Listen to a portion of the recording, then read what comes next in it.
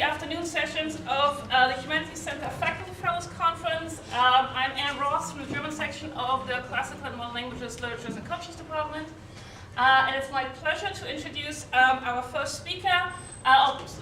We'll do the Q&A session after each paper, so about 5 minutes for that. So it's my pleasure to introduce our first speaker, which is Marsha Richmond, who is Associate Professor in the Department of History here at Wayne. Her research focuses on heredity, genetics, evolution, and cell theory in the late 19th and early 20th centuries. And she has most recently been particularly examining the entry of women into academic biology during this period. She's currently working on a book manuscript entitled Women in Science, The Case of Geneticists, co-authored by Ida Stamphus from the Vrije Universiteit in Amsterdam, which will provide a transnational comparison of the experiences of women who worked in early genetics in the US, Britain, Germany, the Netherlands, Norway, and Russia. In 2010, she won the History of Science Society's Margaret Rossiter Award in the History of Women in Science for her article entitled The Domestication of Heredity, the Familial Organization of Geneticists at Cambridge University, 1895 to 1910, published in the Journal for the History of Biology. Well, thank you very much. First, I'd like to thank the Humanities Center and Dr. Edwards for allowing me the opportunity to present my work. And I'd like to thank the Humanities Center board for the intriguing themes that they come up with, because it allowed me to stretch just a little bit in thinking, trying to put some of the women in a different context than I ordinarily would have done. And I'm very pleased with some of the connections that came out as a result of this project, and I hope to convince you that they're interesting as well. Well, I'm going to talk about the notion of scientists as experts, and also the climate of distrust amongst the public in the immediate post-war period. But it's a complicated question. But nonetheless, I'm arguing that it's not by accident that some of the leading figures to come out in scientific activism were geneticists, and particularly women geneticists, and I hope to convince you of the connection as well.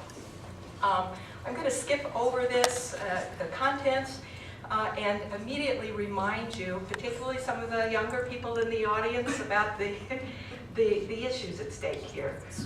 First of all, the U.S. had dropping the atomic bomb in 1945, which many believed ended the war.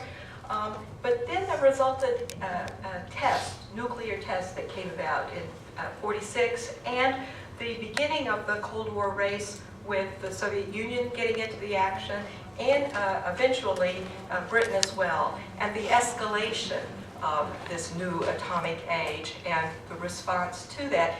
And so my story really picks up in the mid-50s with some of the response that comes on. Now, the Atomic Energy Commission was created in 1946, immediately after the end of the war, and its aim was to shift from the military use of atomic energy into more civilian uses. And I'm sure you all have heard of the physicist Robert Oppenheimer and his connection with the AEC in the beginning. He was the head of the Manhattan Project that produced the atomic bomb and the so-called father of the bomb. Now, Oppenheimer, you may or may not know, was also probably a communist, and he was particularly agitated over the intent to develop the hydrogen bomb, 1,000 times more powerful than the atomic bomb. And it at first was not supportive of that, and Eisenhower gradually phased him out of his position in the AEC, and indeed in 1954 completely took away his security clearance. Now, a historian who has looked at the Oppenheimer case actually argues that it exposed dilemmas and tensions endemic to the role of expert authority in liberal democratic politics. questions of Oppenheimer's character, associations, and loyalties, and arguments about the propriety of his opposition to the H-bomb were also arguments about the legitimate characteristics, scope, and political role of scientific authority itself. And this was one of the first times the general public was very excited about the development of the atomic bomb and in awe, but it began to cause them to have a few doubts because there began to be tensions within even the physicist community of physicists.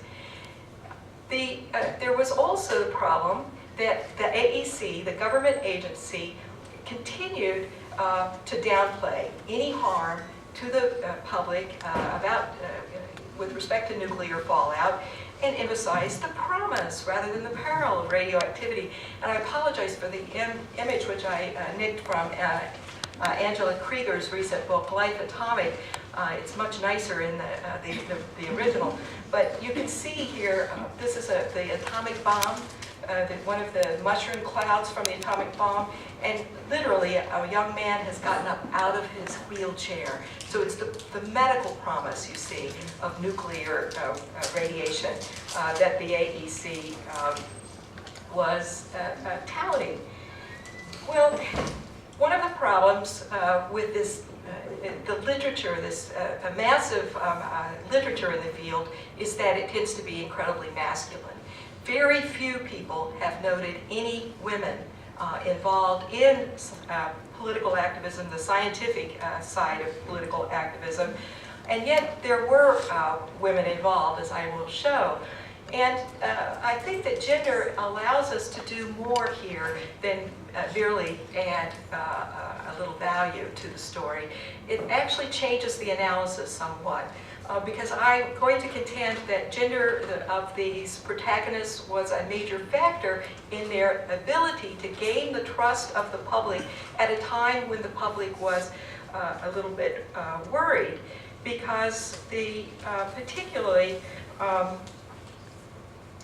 many individuals came to realize that a scientist's point of view may not actually be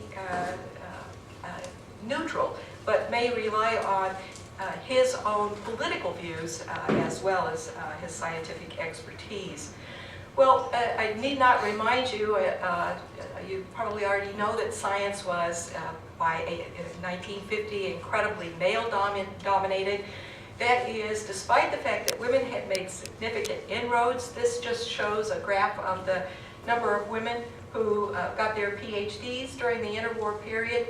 And despite the rise, though, just notice that they're still slightly under 200 women PhDs at the time. This is PhDs in science.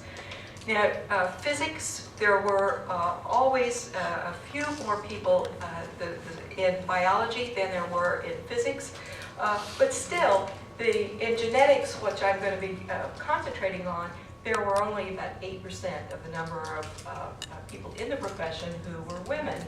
But it was difficult for women because universities, as you may well know, had an anti-nepotism rule, and they were also not appointing women to faculty positions in the 40s and 50s. So many of the women had to live off of soft money if they were in the universities, as Charlotta Auerbach did, one of our protagonists, or perhaps they might get a position in one of the research laboratories or government agencies like Rachel Carson did. Well, turning to Charlotta Auerbach, she was a German Jew. She had gotten a degree, an undergraduate degree in science in Germany, and had taught for a number of years at a school. But it was very clear by 1931 that things were changing there. Her situations for the Jews was getting more difficult, and her mother encouraged her to go abroad, which was a good decision. She moved to the University of Edinburgh, which had one of the leading genetics laboratories, institutes in Britain at the time, and got her PhD in genetics there in 1935. Now, 2 years after she got her degree, H.J. Muller came to Edinburgh. Muller was one of the major figures in American genetics and was in Thomas Hunt Morgan's Columbia group that came up with the chromosome theory of heredity, and Morgan himself got a Nobel Prize in 1932 for the work in genetics. Muller had in 1927 conducted a series of experiments on the impact of radiation on Drosophila, the fruit fly, and had established evidence, proof that X-radiation led to mutations, for which he got a Nobel Prize in 1946. Well, Muller also was an admirer of the Soviet experiment and a new organization for human society, and went in 1933, I believe, to work with Soviet geneticists. But after the rise of Lysenko, he left and was wandering about for a while until he received a temporary appointment at the Institute for Animal Genetics at Edinburgh, and that's where he met Auerbach.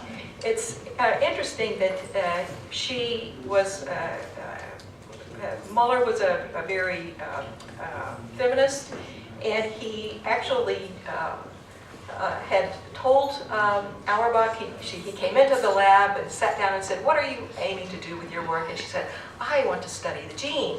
And he said, "Well, you're not going to be able to do that by studying development. I think that you should understand mutation, and that will get you closer to the gene itself." And that's what she did, and she said she never regretted it afterwards. Well, interestingly, Muller left and went back to the United States, but she was approached by a couple of pharmacologists at Edinburgh who convinced her to do a genetic test of mustard gas. Once again, mustard gas had been used in World War I, and they had noted that some of the wounds that people had were very similar to those that happened with X-ray radiation exposure and so forth. They had a hard time healing. So that's what she did. She engaged in a study of the genetic effects. She had definitive proof by 1942, but was unable to publish the work until 46, after the war. But she, on the basis of that, she received a fellowship with the Royal Society of London in 1957. Now, Muller was amongst those group of geneticists and some ecologists who began to push back about the use of radiation. They knew, in particular, its impact on the germplasm. But the problem with Muller, despite the fact that he got a Nobel Prize in 1946, which certainly gave him international notoriety, his political background made him suspect to many. And so he was not able to be as powerful a voice for the anti-radiation movement as someone like Auerbach. Now, Auerbach was very distressed in 1954 that some work had come out and was being touted in the British press saying that the impact of radiation on humans was not nearly as dire as some may lead you to believe, that there is some inborn ability to correct the damage that's done before the embryo is born. And she said that that was nonsense, and it was she tried to get a letter to the editor published and was unsuccessful. So that prompted her to write this little book, Genetics in the Atomic Age, which first appeared in 1956. It is interesting. This is a time when genetics was not being taught, even in the universities. Very few people outside of specialists in science knew much about genetics. As she talks about in the the beginning, people thought of genetics in the same way that the theory of relativity. It was just beyond them. But she said, look, if you take out the mathematics, it is understandable, and that's what she aimed to do. She aimed to educate the public about enough about genetics that they could understand the impact of mutations. Now, the other brilliant aspect about her book is that her sister Inga did the illustrations for it, and they're just wonderful. Because if you can't see this terribly well, but it says the hairdresser can give you a perm, but only your genes can give you natural curls. So it's the impact of the environment, you see, versus the genes, the genome. This is an absolutely brilliant illustration in the book that explains meiosis. Now, any of you who've had basic genetics in high school and so forth, you understand meiosis, but not nearly as nicely as this one depicts, right? Because Inga takes the chromosomes and makes them into little people. And you may have heard before geneticists talk about the dance of the chromosomes. When the chromosomes coming in from the mother's egg and from the father's sperm come together and they dance together, right? And they change up. And I love this. Look, they're really kicking up their heels. And that helps to explain how the variation in the sperm that come out, the traits that come out from reproduction. I'm going to pass over this one just for the want of time, but these are the ones where she gets into the idea of mutation. Now this one is taking Drosophila, and it's an irradiated female mated to an unirradiated male, and then the X chromosome coming in, that's the sex chromosome from the female, has a mutation, and so all the sons that are produced die. But that's okay, right? I mean, humans don't have too much empathy for a fruit fly. But she takes it into the realm of someplace that we do have the mice. Particularly, and remember, this is being published in the land of Beatrix Potter. So in this case, you've got an irradiated mouse, male mouse, mated to an unirradiated female mouse, and they reproduce. And then you have them at the end crying down because their nest is empty. All of their embryos have died. And this is called the crying mouse figure. And it's pretty famous. And that's the whole point that she wanted to get across. Not only the death of the embryos, but also the impact of mutation on the human genome. And I've got some wonderful quotations, but I think for the sake of time, I'm going to leave them, and maybe I'll get to them later. Feuerbach was not a terribly activist. I was able, through the kindness of the Humanities Center, to visit her archives last summer, and I was disappointed that there wasn't more about her personal life there. But I found a graduate student who had met her at a party. This was soon after she had gotten her FRS, and the director of the lab, C.H. Waddington, had introduced her as the new Marie Curie, and she said, "Oh, bosh," and turned to these graduate students, and she said that we should all be marching to Aldermaston, kilts and all, and doing a great deal more to prevent nuclear testing. She explained that she knew from her work on mutation genetics that fine sand, blown as dust in the wind, subjected to the explosion of atomic weapons, could lead to leukemia, cancer, and other diseases, and reproductive problems. She railed against the test explosions and the idiocy of those who watched them or had to watch them protected only by dark glasses. And it's interesting to note that Auerbach was one of the founding members of the Committee for Nuclear Disarmament, which was formed in February of 1958. And so it's a little bit curious because it's only at Easter of '58 that the first march from London to Aldermaston, which is close to Reading, about a 50-mile journey, took place. So this is that curious, she's already thinking about a march to the place where the British are producing the atomic bomb. So, well, with that, I'd like to turn to my other geneticist, and to actually mention that a lot has been written about Rachel Carson. But amongst the vast literature, almost no one mentions her training in genetics. And I think this is rather curious because they all say, oh, she was a marine biologist. Well, certainly most of her books were published in marine biology, and she was worked at Woods Hole a number of years. That was her main interest. But she was trained in genetics, and I think that that's incredibly important for her degree. And particularly because the two people in genetics that she trained under at Johns Hopkins were some of the leading American geneticists of the time. And so she fully intended to get her PhD, but because of the Depression, she came from a rather poor background, a poor family from the Pittsburgh area. She had to leave Hopkins, and eventually she was able to get a job in the U.S. Bureau of Fisheries. And she was only the second woman to be hired full-time as a junior aquatic biologist in 1936. So she's among this elite number of women scientists. Now, that makes a difference because some of the critics of her book claim that she is not a real scientist.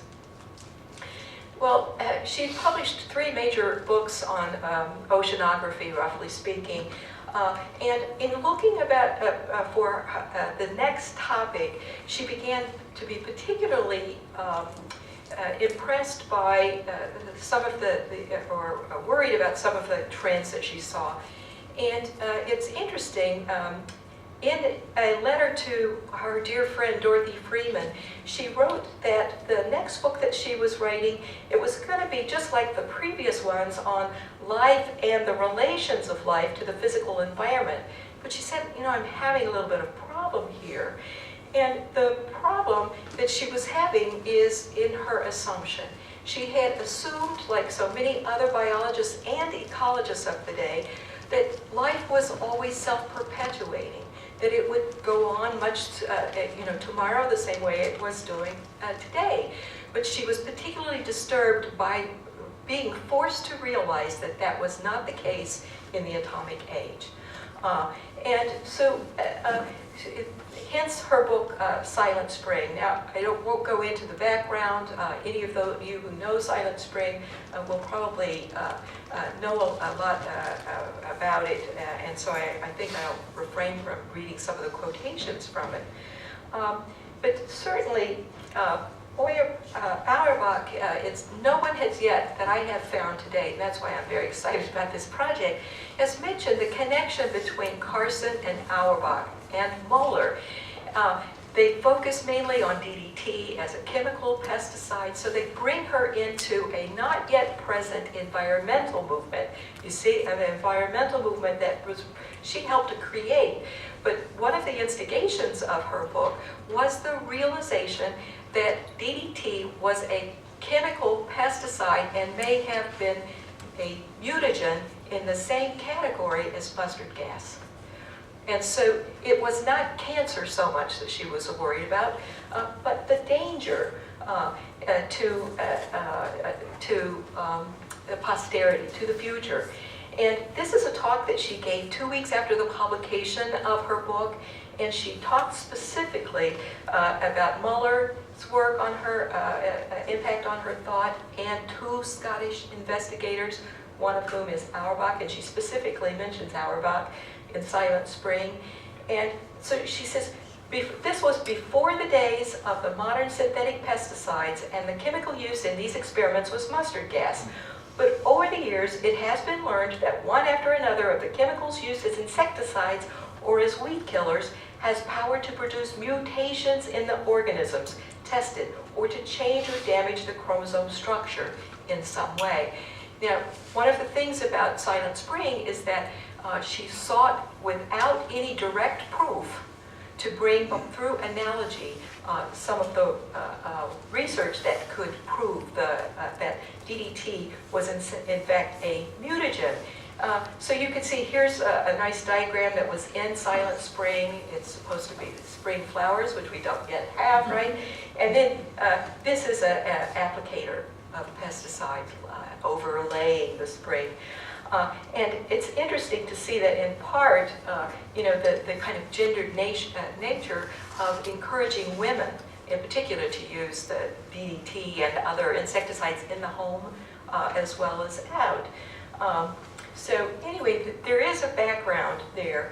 And I think just like Auerbach, she's basically taking her role as an expert scientist, not trying to bypass the male-dominated science of the day, the male-dominated government agencies controlling things, and even the male-dominated corporations, and going directly to the people. And I think you can see this because both Auerbach and Carson are attempting to say, if we can reach the people, we can get them activated so that they can put up enough of a protest that change will happen. And that's precisely what happened with Carson's book. I love this. I mean, those of you who might be English majors, you should read Silent Spring, not so much for the science, but for her beautiful prose. She was an English major who was convinced to become a biology major, but didn't leave her poetry behind.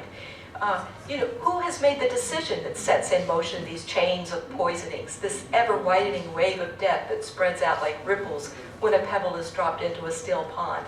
Who has decided? Who has the right to decide? For the countless legions of people who were not consulted, that supreme value is a world without insects. It's absolutely wonderful.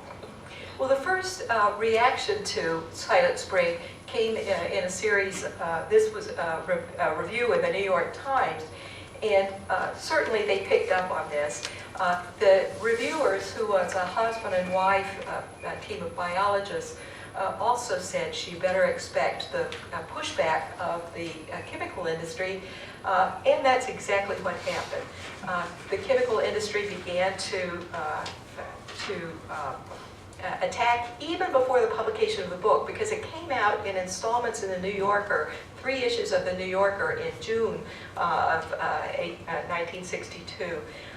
So just to give you a little feel for what some of this reaction from the corporate element, let me play you a very brief clip.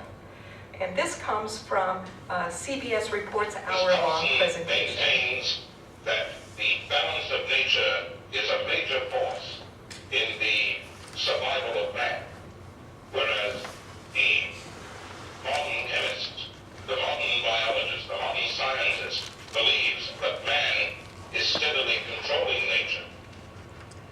Now, to these people, apparently the balance of nature was something that was repealed as soon as man came on the scene. Well, you might just as well assume that you could repeal the law of gravity.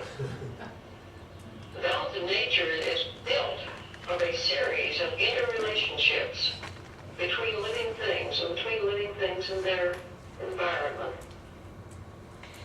And it's interesting to note from that comment that at the time, the field of ecology had not yet moved over to a more community-oriented view. And so the kinds of connections she's making between communities and the interaction between communities is actually a kind of a new concept that's being introduced into ecology. So that's where I say that she put things together in a way that the males had not yet done. Well, I'm going to just mention that there was definitely a gender attack on Carson. The literature is filled with the varieties with which it took. One person points out that, I showed you previously, all of the photographs of Carson at the microscope, which is the traditional iconic image of a true scientist. And did you notice the industry chemists, they're saying the real biologist, the true scientist believes this, right? Kind of an attempt to marginalize her, tell that she's not a scientist. And even Life magazine tended to take pictures of her out in nature with children, which was a part of this. Well, just to close, my title of my talk came from a 1955 publication by Quakers who were attempting to influence the peaceful use of atomic and hydrogen weapons. And they said that we can speak to power in 3 different ways, and I point mainly to the second way, to the American people who are the final reservoir of power in this country and whose values and expectations set limits for those who exercise authority.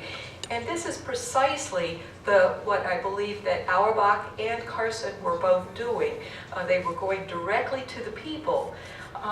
And the other thing is that they were challenging this political balance of power that's based on the allegiance between government and industry, Eisenhower military-industrial complex notion. And particularly, it was not just leading to the proliferation of nuclear weapons, so that's very much part of it, but also to the rampant civilian use of ionizing radiation in medicine. There were a lot of people who were getting unnecessarily exposed to radiation through getting x-rays. And I am old enough to remember these shoe-fitting x-ray machines when I used to, I was 6 years old and I was so excited to get Buster Brown shoes and see my toes under there. But it is interesting that it's partly after this period that it's recognized that this is unnatural exposure of children to radiation. And for any of you who have seen the use of DDT being sprayed on children who are at the poolside or eating at picnic tables. So the role of gender here, well, I'm arguing basically that these women were scientific experts. They had the expertise. And they also had the ability to stand back and think holistically about the impact of their knowledge on humans in a different way. And I also believe it was their outsider status at the time as women. When males were busy fighting over turf within the political circles, that allowed them to speak in a new way and to garner authority and credibility to speak truth to power. And so I would argue that when considering what constitutes politics and the political, as this case reveals, it's important also to take gender into, not just into consideration, but to include it in your analysis as well. So, thank you.